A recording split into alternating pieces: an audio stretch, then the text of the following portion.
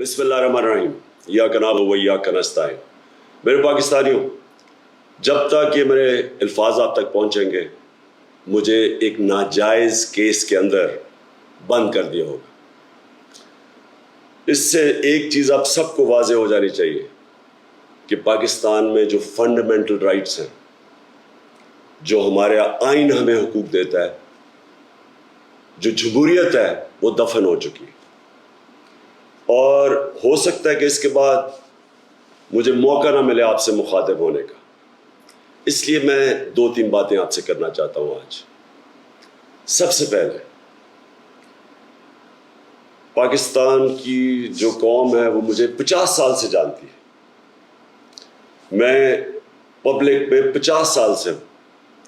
कभी मैंने ना पाकिस्तान के आइन के खिलाफ किया हूँ, ना मैंने कभी पाकिस्तान का कानून तोड़ा है।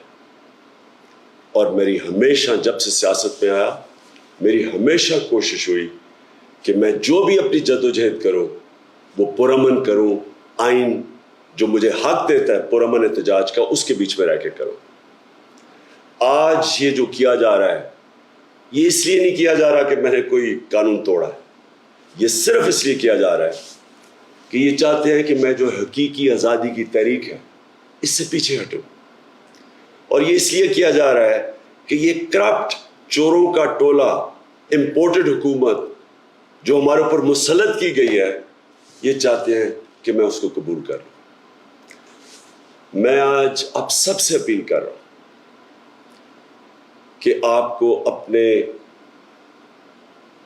हकूक के लिए, अपनी हकीकी आज़ादी के लिए सबको निकलना पड़ेगा। कभी भी किसी कौम को प्लेट में आज़ादी नहीं पकड़ाई जाती। आज़ादी के लिए जद्दोजहद करनी पड़ती है, जहाद करनी पड़ती है, मेहनत करनी पड़ती है, और वही कौम फिर उसको अल्लाह तोहफा देता है आज़ादी का। ये वक्त आ गया है कि आप सब अपने हुकूक के लिए निकलें। मेरी जो सारी मिशन है, जो मेरी ज़िंदगी की जद्दोजहद है, वो आज अल्लाह और उसके रसूल के बाद मेरी कौम, पाकिस्तानी कौम आपके हाथ में है। घर बैठने का वक्त चला गया। मैं आज आप सबको अपील कर रहा हूं कि आपको निकलना पड़ेगा, आपको जद्दोजहद करनी पड़ेगी। आपको ये जो फैशिस्ट निज़ाम है, जो ये खौफ तारी कर रहे हैं, ये खौफ के बुत को तोड़ना पड़ेगा। और इंशाअल्लाह तभी हमारा अल्लाह इस मुल्क को हकीकी आज़ादी देगा। पाकिस्तान जिंदाबाद।